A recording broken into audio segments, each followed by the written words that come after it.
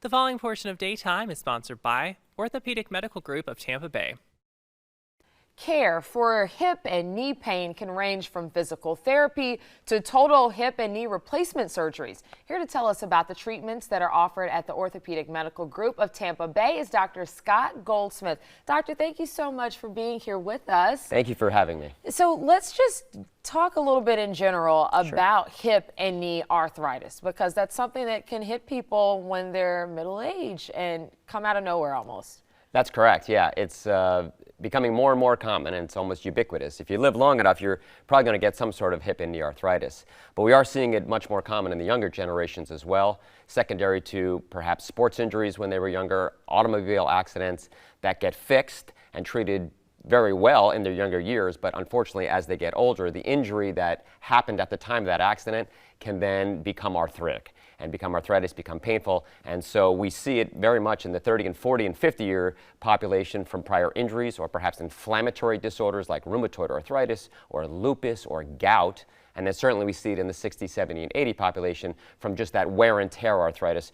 Just living long enough, you beat your body up and you get arthritis. So let's talk about some of the more conservative options for pain relief. What are some of the maybe non-invasive ways that we can go about working through this? Sure, and certainly that's our goal from the Orthopedic Medical Group. We want to offer every option that doesn't include a knife so that the risks are minimized. And so we offer everything from starting with anti-inflammatory medications, extra-strength Tylenol, for example. There may be a bracing option. We could offer you an assistant walking device like a cane or a walker.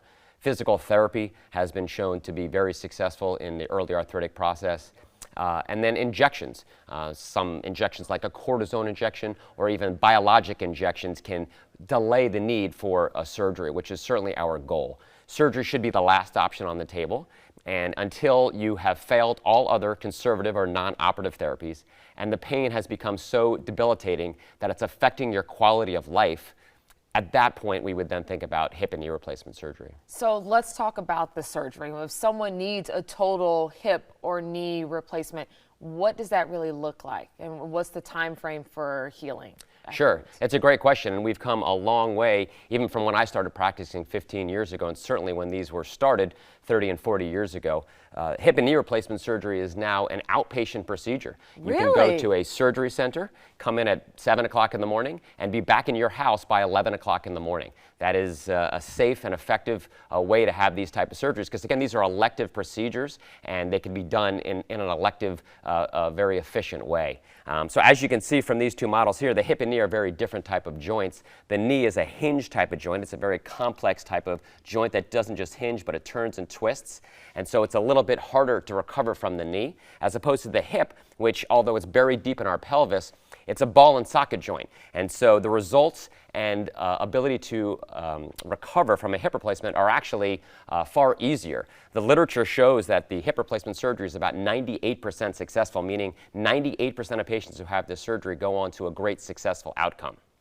On the knee side, it's probably closer to 80 to 82%, but we are using robotics and different types of technology to try to get that number even higher. But I would say in general, if ultimately you have to go and get a hip or knee replacement, the whole procedure has become much more efficient, and it's become outpatient, and the results we're seeing tend to be better and better. And you're not on the sideline for a while, so you talked about duration of time. You're up and walking anywhere between an hour to 2 hours after surgery, full weight bearing, up and walking.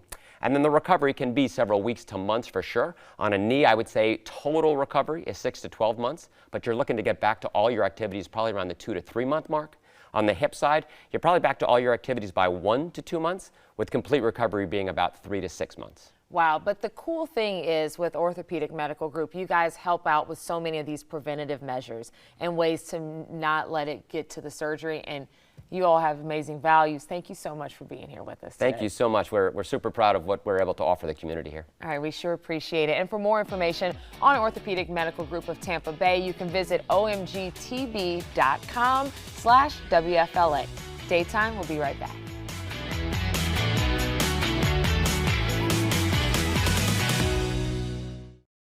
The preceding portion of Daytime was sponsored by Orthopedic Medical Group of Tampa Bay.